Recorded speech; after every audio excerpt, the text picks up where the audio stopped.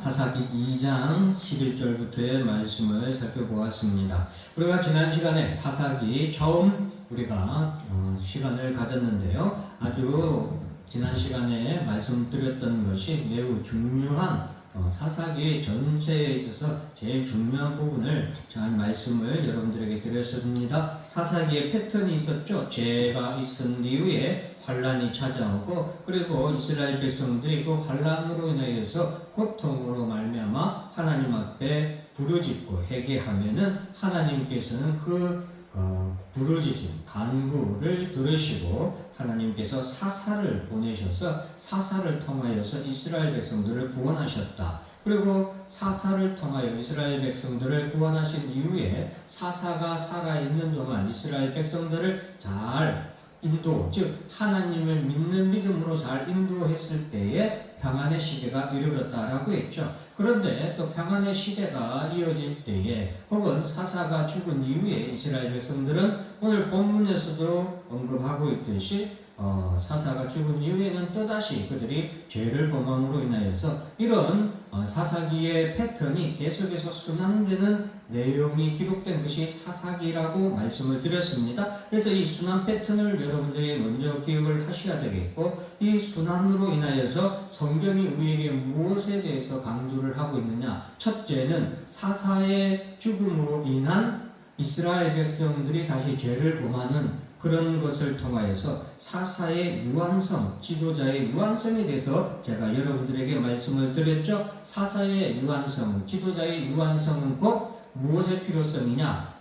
지도자의 영원성이 필요한 거죠. 이를 통하여서 성경은 우리에게 하나님께서 하나님의 아들이시고 그리고 영원하신 독생자 예수 그리스도를 우리의 영원한 구세주로 이 땅에 보내시게 되는 것을 우리가 듣고 깨달아야 된다라는 것을 말씀을 드렸습니다. 그래서 사사의 유한성은 곧 예수, 영원한 통치자, 영원한 지도자 되시는 예수 그리스도의 필요성을 말씀하고 있다라고 말씀을 드렸고, 믿음의 유한성에 대해서도 말씀을 드렸죠. 믿음의 조상들이 사라지고 믿음의 세대가 사라지고 믿음의 지도자가 사라질 때에 이스라엘 백성들은 믿음이 사라지고 하나님을 배신하여서 죄 아래 그리고 우상을 섬기는 그런 또 다시 그들이 죄로 돌아가는 그런 모습을 보면서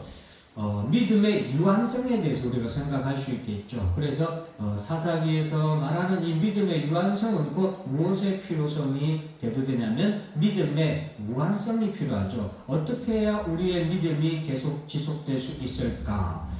우리에게 믿음의 지도자가 없어도 혹은 우리 인간에게 있어서 믿음의 조상들, 믿음의 아버지, 믿음의 어머니 혹은 믿음의 선생님, 지도자들이 없다고 할지라도 우리 남은 자들의 믿음을 끝까지 인도해줄 성령의 필요성에 대해서 우리가 또한 살펴볼 줄 알아야 되겠습니다. 그래서 이러한 사사기의 두 가지의 문제점은 결국에는 영원한 지도자 되시는 예수 그리스도의 필요성과 그리고 예수 그리스도께서 부활하시고 승천하심으로 왜 성령을 이 땅에 보내셨는가? 바로 믿음의 무한을 위하여서 이 믿음의 인간의 연약한 인간의 믿음의 유한성을 주님께서는 바로 성령을 보내심으로 우리가 예수님이 우리와 함께 하지 아니하신다고 할지라도 물론 영적으로는 우리와 함께 하시고 성령이 함께 하심으로 말미암아 예수님도 곧 우리와 함께 하시는 거지만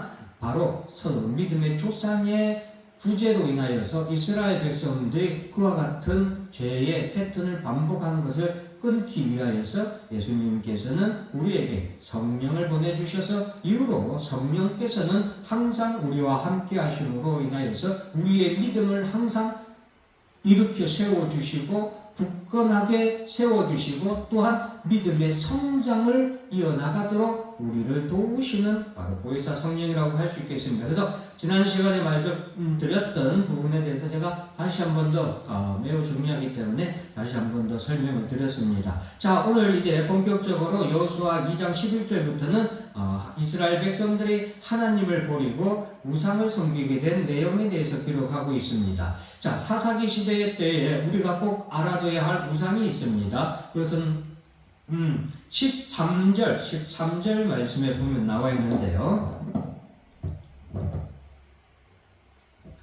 자, 곧 그들이 여호와를 버리고 바알과 아스다롯을 섬겼으므로라고 말하고 있죠. 사사기에서 그리고 이스라엘 역사에 있어서 이 두 가지 신의 우상 신에 대해서는 지속적으로 성경에서 나오고 있기 때문에 여러분들이 이 바알 신 그리고 아스타롯 신에 대해서 좀 알아야 될 필요가 있습니다. 자, 먼저 알아야 될 것은 이 바알 신과 아스타롯 신은 부부의 신입니다. 그런데 부부라는 것 먼저 알아두시고, 자, 바알 신은 아람 족속의 우상 신으로서 농경 신입니다. 그래서 농경 사회에 있었던 이 가나안 족속들에게 있어서는 아주 바알 신이 절대적인 신이었고, 이 바알 신은 농경 신이기 때문에 또한 풍요의 신으로도 그들이 섬겼던 신이 바알 신입니다. 반면에 아스타롯 신은 이 바알 신의 아내 여신입니다. 그러니까 바알 신이 남신, 아스타롯이 여신인데, 이 아스타롯은 가나안의 3대 여신 중에 하나로서 이 아스타롯 신은 저녁별의 여신, 하늘의 여신으로도 불리우며 이 가나안 족속들에게, 아람 족속들에게 숭배되는 신이었습니다. 그런데 여기서 또 하나 우리가 알아야 되는 것은 이 바알 신과 아스타롯 신이 부부 신이라고 했잖아요. 가나안 족속들은 이 바알 신과 아스타롯 신이 성적 관계, 부부 관계를 통하여서 그들이 성적 관계, 부부 관계를 잘 하면은 풍년이 이루어진다라고 이 가나안 족속들이 믿고 그들을 섬겼습니다. 그렇기 때문에 이 바알 신과 아스타롯 신을 섬기는 제사의 자리, 우리로 하면은 예배하는 자리죠. 그 제사하는 자리에는 제사의 제물뿐만이 아니라 예식 중에 하나로 남녀가 무분별한 성적 관계를 가질 수 있는 허용이 되는 그런 타임이 있는 거예요. 그래서 바알 신과 아스타롯 신을 섬기는 예배 중에는 남녀 불문하고 누구든지 서로 남녀 관계를 가질 수 있는 그런 문란한 성적 시간이 이렇게 제공됩니다. 그래서 이스라엘 백성들이 가나안 족속들과 이렇게 관계를 가지면서 서로 가나안 족속들과 주고받고 하면서 제일 문제되었던 것이 바로 이 우상신들의 자리에 이스라엘 남자들이 끌려 이렇게 초청을 받거나 이스라엘 남자들이 그곳에 갔을 때는 문화교류죠. 오늘날 시대에 말하면은 정말로 보기 좋은 문화교류요, 서로 하나가 되는 그런 좋은 멋진 자리죠. 그런데 그 신을, 우상을 섬기는 그 자리 자체가 남녀 간의 성적인 관계를 가짐으로 인해서 결국에는 이스라엘 백성들이 타락을 하게 되는 가장 원초적인 원인을 제공한 것이 바로 이 바알 신과 아스타롯 신의 제사라고 할 수 있겠습니다. 자, 오늘 본문에서 이스라엘 백성들이 12절 말씀에 보면은 애굽 땅에서 그들을 인도하여 내신 그들의 조상들의 하나님 여호와를 버리고 다른 신들, 여기 다른 신들은 물론 많은 신들이 있겠지만 대표적으로 바알 신과 아스타롯 신을 이렇게 섬겼고, 그리고 그 주위에 있는 백성의 신들을 따라 그들에게 절하여, 여기서 절하였다라는 것은 그 모든 제사, 그 예배에 그들이 온전히 참여한 것을 말한 것이고, 그것은 그들과의 성적인 문란한 관계도 당연히 가진 것을 의미하는 겁니다. 그러므로 인하여서 그들과 부부 관계가 되고 그들 사이에서 자녀가 태어나게 되고 그 자녀는 정체성이 어떻게 돼요? 정체성이 사라지는 거죠. 하나님만을 섬기는 이스라엘 백성의 정체성이 그 후세에는 존재하지 않게 되는 거죠. 그것으로 인하여서 그들의 타락은 더욱더 시간이 흐를수록, 역사가 흐를수록, 시대가 거듭될수록 그들의 타락은 더욱더 가속화되었다라는 것을 우리가 이 한 구절에서 알 수 있겠습니다. 그러할 때에 하나님께서 진노하셨다라고 말씀하고 있는데 14절, 15절 말씀을 보겠습니다. 14절 말씀에 보면은 여호와께서 이스라엘에게 진노하사 노략하는 자의 손에 넘겨주사 그들의 노략을 당하게 하시며 또 주위에 있는 모든 대적의 손에 팔아 넘기시며 그들이 다시는 대적을 당하지 못하였다라고 기록하고 있죠. 14절에 대적을 감당하지 못하였다라고 말하고 있습니다. 사랑하는 성도 여러분, 15절까지 하겠습니다. 그들이 어디로 가든지 여호와의 손이 그들에게 재앙을 내리시니 곧 여호와께서 말씀하신 것과 같고 그들에게 맹세하신 것과 같아서 그들의 괴로움이 심하였다라고 말하고 있습니다.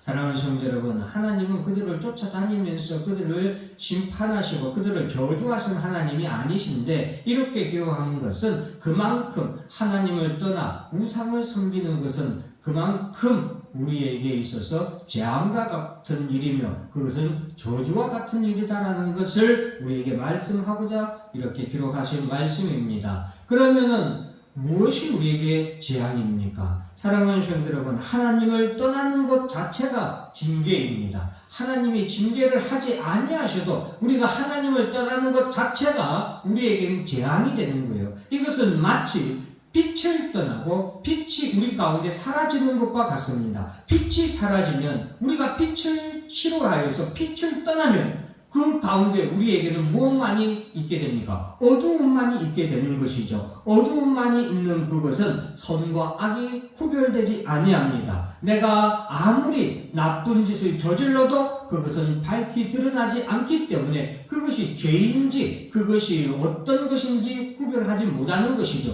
내 손에 묻은 피가 피인지 물인지 구분되지 않는 곳이 어둠의 세계입니다. 자, 사랑하는 성도 여러분, 이스라엘 백성들이 하나님을 떠난 것, 그것은 어두움 가운데로 그들이 스스로 나아간 것과 같기 때문에 그 자체가 재앙이고 그 자체가 그들에게 있어서는 몹시 괴로운 날들의 순환이라고 볼 수 있겠습니다.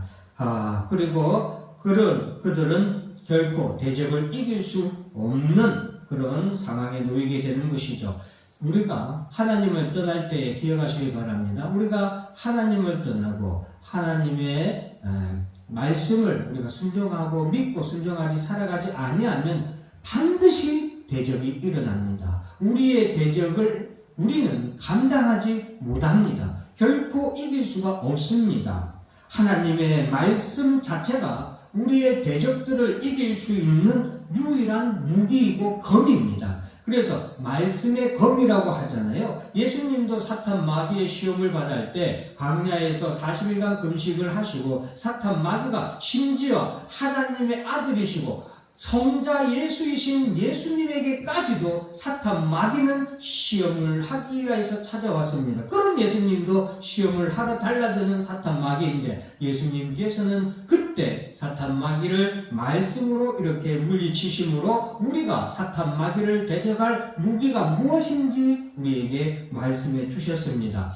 그러므로 하나님의 말씀을 기억하지 못하면 우리가 하나님의 말씀을 듣고 믿고 순종하지 아니한다면 바로 대적이 일어나고 그 대적을 우리는 능히 이길 수 없다는 사실을 꼭 기억해야 되겠습니다. 그것이 바로 14절과 15절 말씀입니다. 우리가 이제 17절 말씀도 한번 읽어야 되는데 그들이 그 사사들에게도 순종하지 아니하고 오히려 다른 신들을 따라가 음행하며 그들에게 절하고 여호와의 명령을 순종하던 그들의 조상들이 행하던 길에서 속기 치우쳐 떠나서 그와 같이 행하지 아니하였다라고 기록하고 있죠. 여기서 하나 기억해야 할 단어는 음행이라는 단어입니다. 음행이라는 단어는 부부 사이에 있는 여자가 다른 남자와의 관계를 맺을 때에 이를 음행이라고 합니다.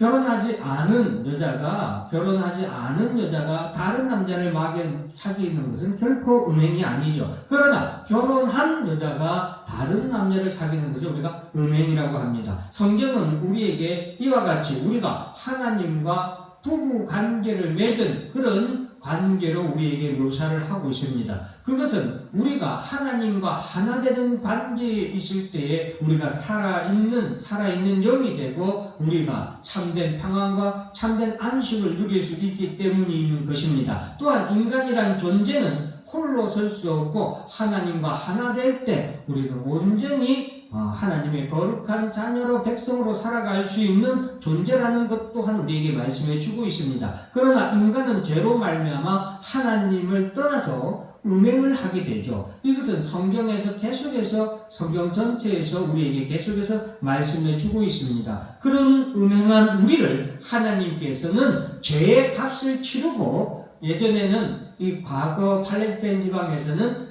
다른 남자에게 간 여자를 다시 데리고 올 때는 그 여자를 다시 데려오는데 값을 치르고 그 여자를 데리고 와야 합니다. 그래서 하나님께서는 우리가 이렇게 죄로 말미암아 하나님을 떠나 음행하여 다른 남자와 살게 되었고 다른 남자와의 그런 관계에 있는 우리를 하나님께서는 다시 하나님께로 모셔오기 위해서 그 값을 치르게 되는데 그것이 바로 예수 그리스도를 통한 십자가의 보혈, 아들을 내어주심으로 하나님의 독생자이신 아들을 사탄 마귀에게 내어주심으로 인하여서 우리를 하나님께로 다시 사서 하나님의 아내가 부부가 되게 하신 겁니다. 그럼 왜 이것이 중요하냐? 예수 그리스도를 통하여서 예수님의 십자가의 보혈을 통하여서 결국 우리는 예수 그리스도와 한 몸을 이루는 부부 관계가 되었고 예수 그리스도와 하나가 된 우리는 예수 그리스도께서 성부와 성령과 하나이신 성자이신 것처럼 또한 하나님과 하나 될 수 있었다는 것이 성경의 중요한 그런 말씀이라고 할 수 있겠습니다. 그래서 음행이라는 단어도 그런 부분에서 우리가 알아야 되겠습니다. 자, 이제 하나님께서는 사사를 통하여서 이스라엘 백성들이 이와 같은 죄를 범하였을 때 사사를 통하여서 우리에게 이스라엘 백성들을 구원해 주시는데 이제 3장 9절에 나오는 온니엘이라는 사사가 최초 사사이고 마지막 사사는 이제 엘리 제사장과 그리고 사무엘까지 합치면 총 14명의 사사가 이 사사기에 기록되어 있는 것입니다. 그래서 이 사사기를 통하여서 하나님이 우리에게 주시는 메시지를 여러분들 잘 기억하시고 우리에게 주는 하나님의 교훈이 무엇인지를 잘 살펴보시는 여러분들이 되시길 바랍니다. 그래서 다음 주에는 본격적으로 이제 사사를 통한 하나님의 구원을 살펴보도록 하겠습니다. 기도하겠습니다.